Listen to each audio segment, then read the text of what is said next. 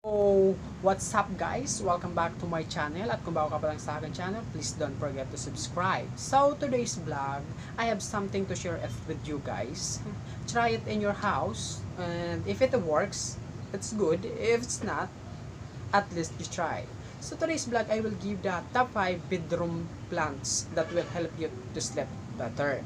Ito daw po mga halaman na ito is makakatulong para makatulog tayo ng maayos. Lalo sa gabi, especially to those who have insomnia, yung nahirapan makatulog sa gabi, makakatulong to sa inyo para magkaroon kayo ng better sleep at night. So, without further ado, let's get started. So, I'll give you the number 1. Number 1 is aloe vera. Aloe vera is very common here in the Philippines, I know, na kahit saan tumutubo siya, di ba? Kahit saan makakakita ka ng aloe vera. Aloe vera emits oxygen at night, help you to combat insomnia and improve the overall sleep quality.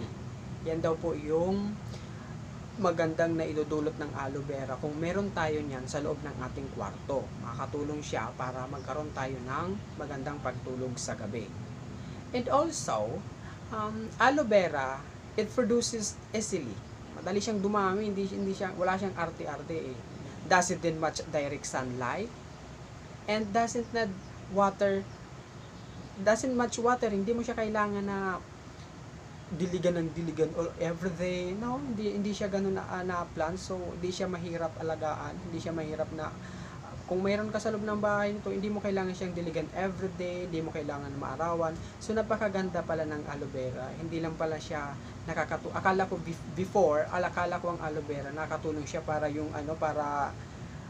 tumubo yung buhok pag medyo napapanot na, di ba? Nakakatulong yun. Yung alam ko eh. Pero now, according to, nag-search din ako, ang aloe vera pala, emits oxygen at night, help you combat insomnia and improve the overall sleep quality. Yun pala ang naitutulong ng aloe vera. So, the next one is snake plant. Snake plant. Ito common din to. Marami din dito sa Pilipinas. Makikita kahit saan. Meron din itong snake plant. Ano ba yan? Ang init kasi. Sorry. Snake plants emits oxygen in the night while you are asleep at taking carbon dioxide from the air inside your house. Yun naman daw yung nagiging epekto nung pag meron tayong snake plant sa loob ng ating kwarto na tinutulugan natin. Makakatulong siya para magkaroon tayo ng magandang pagtulog. And also, it also filters nasty household toxin from the air. Yun, niya pala yung mga toxin na sa hangin sa ating bahay. So nakakatulong siya para magkaroon tayo ng magandang pagtulog. So yun, kung alam ko may natututunan ka na ngayon. So if you learned something from this video, please don't forget to subscribe, click the notification bell para updated kayo sa every upload ko. So the third one is the bamboo palm. Ito alam ko din marami din dito sa Pilipinas, so di mo naman to kailangan di mo kailangan hanap kahit saan or anywhere outside the Philippines kasi this plants is common to dito sa Pilipinas. The third one is the bamboo palm. Bamboo palm, it acts as a natural humidifier. Yun daw po yung ng bamboo palm. Kaya maganda din daw siya. At saka nakakatulong din siya to filters air. It helps also to filters air inside our house. So makakatulong siya para magkaroon tayo ng magandang pagtulog sa gabi. The fourth one is the peace lily. It sounds unfamiliar to me pero alam ko meron dito sa Pilipinas. The peace lily. Peace lily filters airborne molds. Yun daw po naman ang naitutulong yan pag meron tayo yan sa loob ng ating kwarto. It also, kalimitan kasi sa mga plants na to, it's also filters air. Yun ang filters ng air. So that will helps us to have a better sleep at night. Okay. The last one is the spider plant. Ito pala spider plant tawag dito. Hindi ko alam basta alam ko lang to non-flowering ata to eh. So, familiar sa akin, marami na ako nakikita nito. So, common to dito sa Pilipinas. The fifth one is the spider plant. Spider plant extremely easily to grow, madali lang din siyang dumami, kaya hindi naman siya mahirap alaga, hindi naman siya mahirap na kailangan mo siyang diligan or you need to put some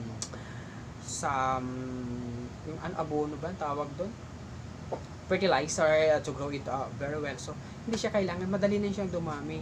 It also spider plant, it also help to filters the air inside our house.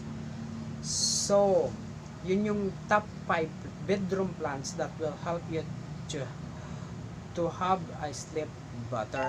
So once again, the first one is the aloe vera, number 2 is the snake plant, number 3 is bamboo plant, number 4 is spider plant, and the other one is the peace lily. So if you learned something from this video, please don't forget to subscribe, follow my social media account. My Facebook is Rebel Prince, Instagram, yan _Pogi.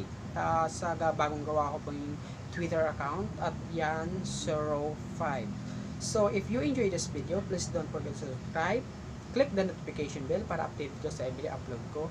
And kung may request kayo sa akin, anything na gustong ipagawa, comment down below. I'll do it for you guys. So I hope you try and mag-work sa inyo tong binigay ko sa inyong tips to have a better sleep at night.